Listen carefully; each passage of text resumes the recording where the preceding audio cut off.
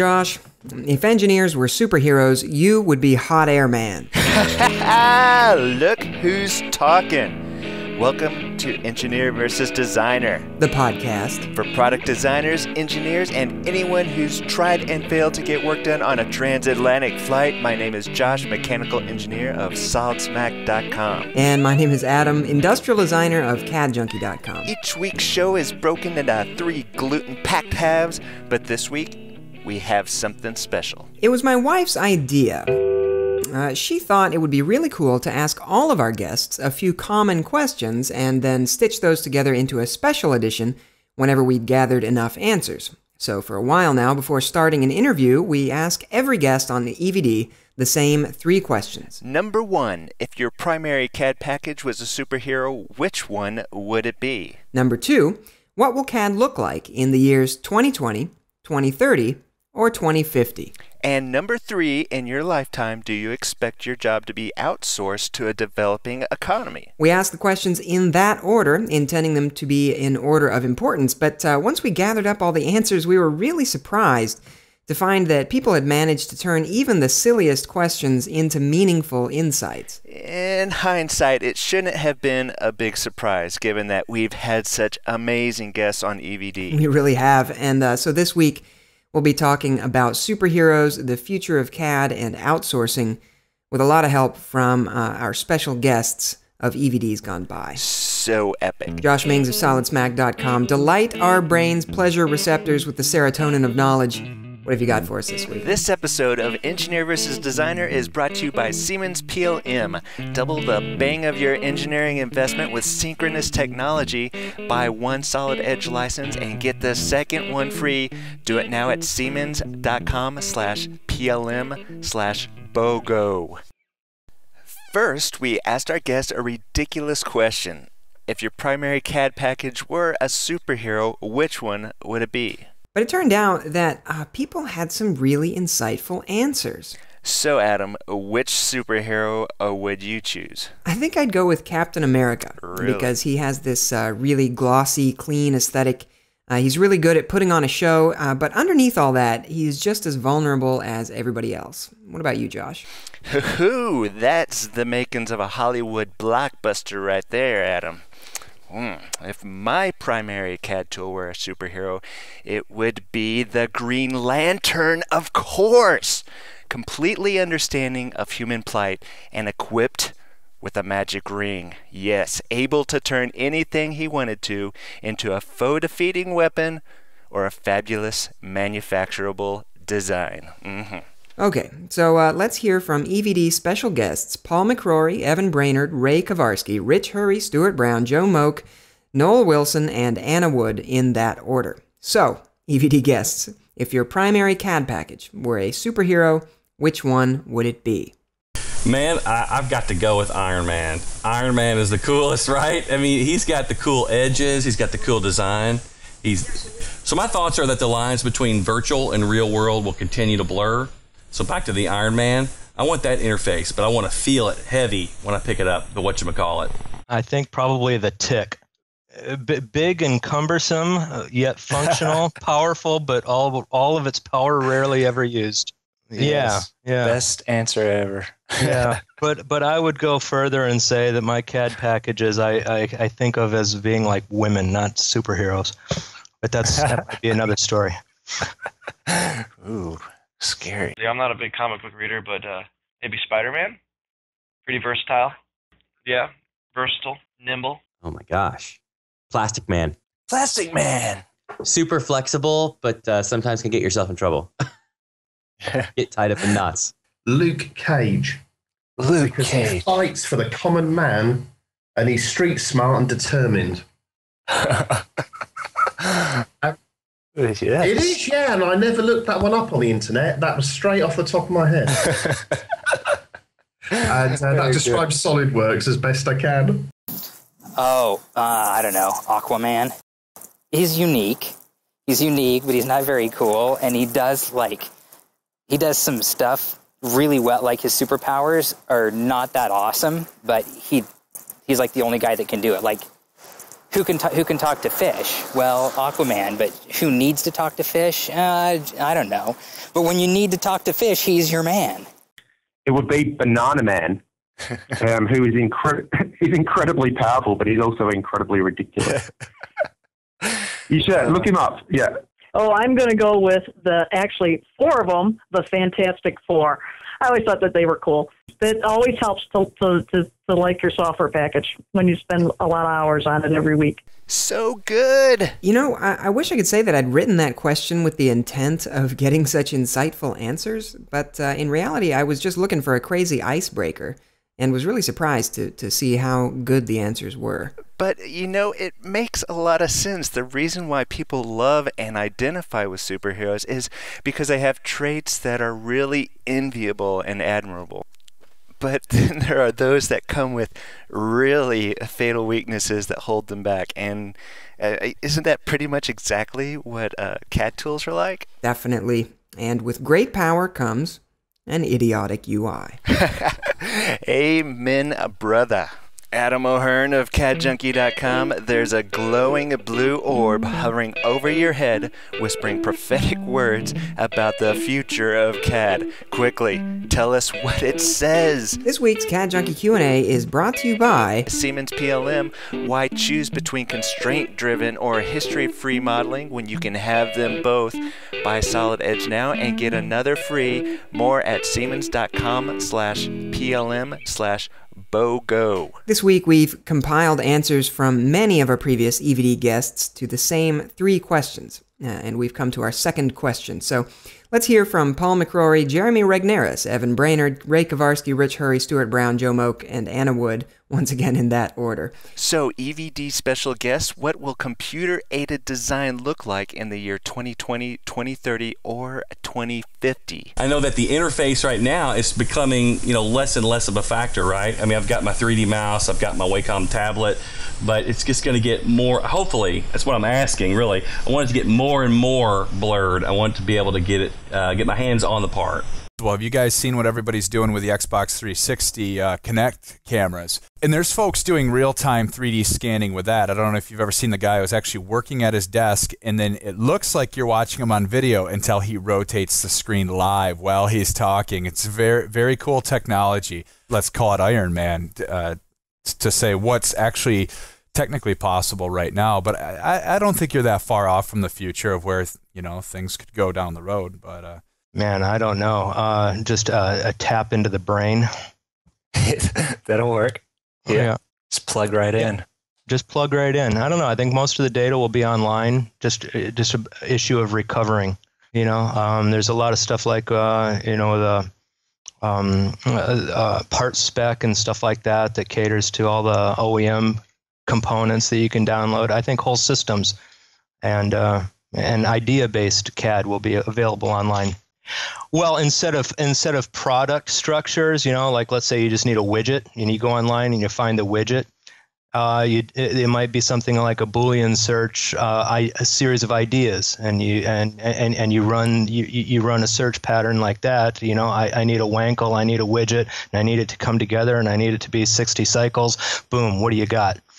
And then that whole CAD, idea can be available for download. That's my future. Wow, nice. I like it. I don't know. I would hope it still has your basic monitor and input devices, and not too crazy with the touch screen and all that. But just a super simplified interface and really solid, reliable CAD would be great. 2050 is when you'll probably just come out with a USB plug in your ear and just plug it right in, I guess. I think that you're going to see more sculpture tools.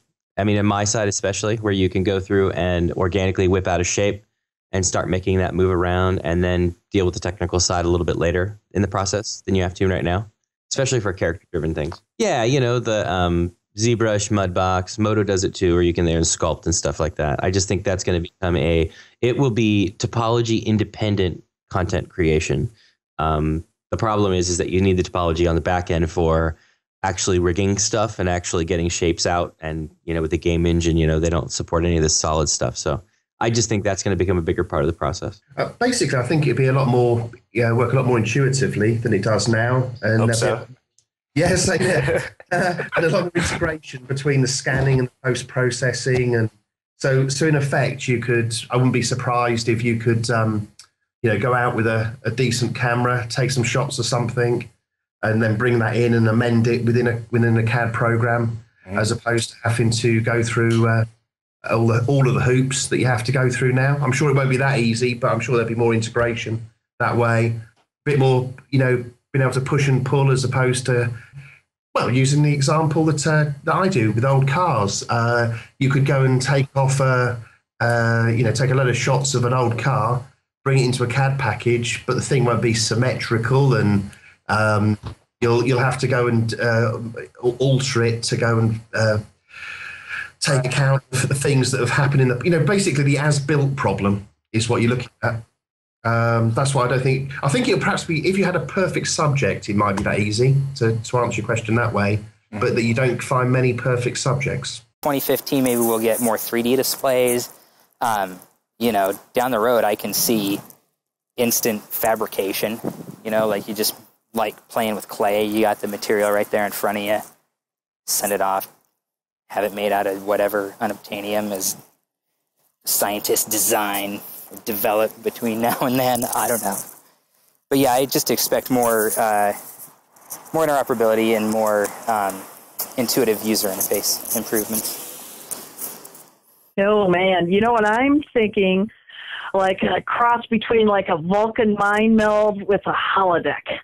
So you can sit there and the images pop out of your brain and just show up right within the holodeck that you're working on, and kind of walk through them all and everything. I think that would be pretty cool, pretty sweet. So, Josh, what will computer-aided design look like in the year 2020, 2030, or 2050? Well, I like all of these, and being able to physically interact with the design, in some cases, that would be amazing. I really think early on we'll see more disciplines coming together. The ability to go through the design process faster within a single interface, sort of a tablet app style, if you will. Beyond that, I think we'll see software design adapt to the model as you input, and beyond that we'll be able to see physical models generated as we model them, sort of a auto-printed manufacturing or a flash-centered approach to design. The whole design and manufacturing blending together. I was really intrigued by Evan's answer about Boolean logic search for components, especially after watching those videos for the eye-tracking design software concept we covered a few weeks back. Where basically the software presented you with a group of shapes, and you would select your favorite by looking at the one that you liked the most, and then it would offer you a group of similar shapes, and so on until you had refined the shape to the form that you liked the most. Kind of like going down to the optometrist and getting your eyes checked, and it would just find the optimal design for your taste. Really cool stuff, and I think things are headed that way, especially for standardized components like fasteners, motors, etc. As for industrial design, I definitely see things moving back to where we're able to work with a tightly integrated combination of clay modeling and digital CAD. There will be some kind of way to work with something like CAD and have that form be processed and rationalized on a computer in real time and then output again in physical form almost instantly. A lot of people talked about the Iron Man movie when talking about the future of CAD, and while I think that interactive 3D holograms would definitely exist, the real power is when we have interactive 3D objects that we can actually touch in physical form. So I'm definitely looking forward to seeing whatever that turns out being like. So you're thinking that by 2050 the laws of physics won't actually exist? That's exactly it, Josh. Thank you for clarifying. You are welcome.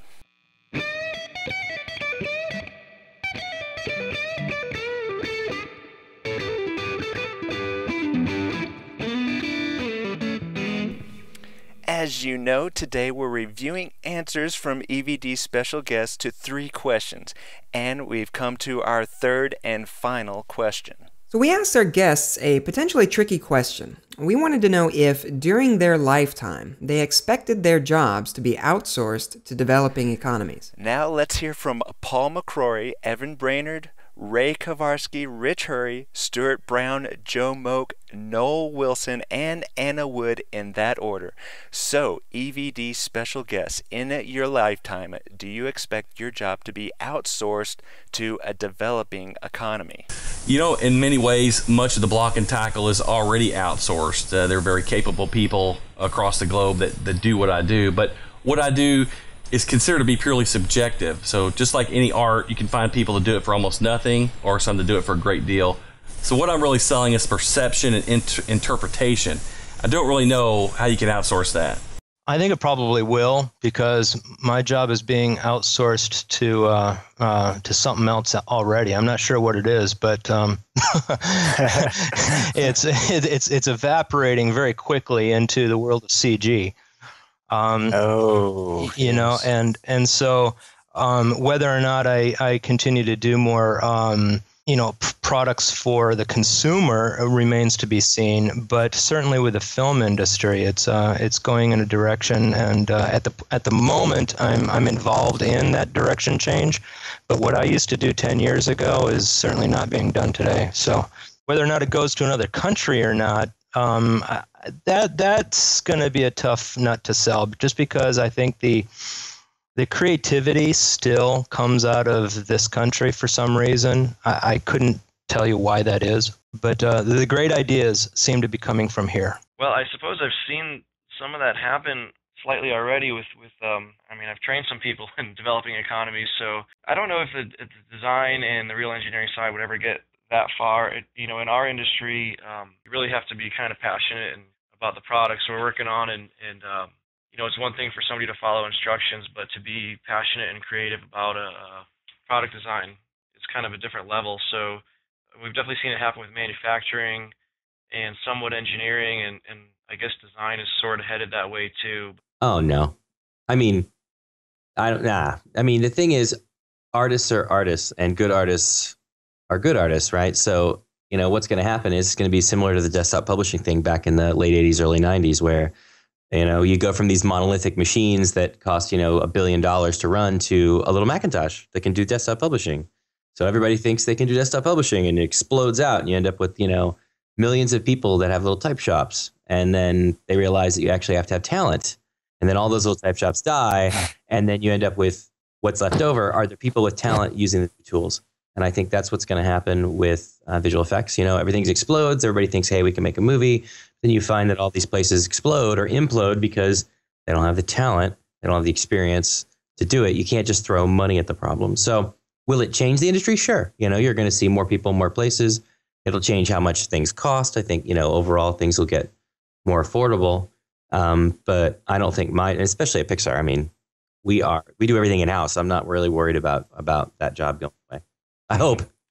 I don't think it will. And the reason being is, I think a lot of design will go to developing countries, but my particular area, I don't think it will, purely because you have to spend a lot of time actually on the ground multitasking with all different kinds of programs to get and hardware to get what you need sorted out. And the clients demand a lot of interaction face to face. The problem is that a lot of the people don't like computers. They've got no interest in computers, and they perhaps are a dying breed from that point of view. But no, they want to see you face to face and go through it that way. And you need to see the physical object as well, which you can't do from a continent away. Although I have done jobs in America, so I suppose I shouldn't say it like that. But generally speaking, I don't think. No, the job that I have now, no. And the reason is because the job that I do at the company I'm at now is a job that is done by outsourced people at other companies. And the products that tend to come out of that process are less integrated. It works really good when you're a company that's trying to make new products fast and cheap. And make a lot of them. It makes a lot of sense to have the people that are actually making it. Typically, it's the people that are actually doing the manufacturing that are heavily involved in the design. So it's good when you want to make a lot of stuff really fast. But it doesn't work well when you're trying to develop new manufacturing processes and push the limits of manufacturing processes. And again, this will change as the means of production changes. You know, we're talking many years, 10s, 20, 30 years down the road, I hope.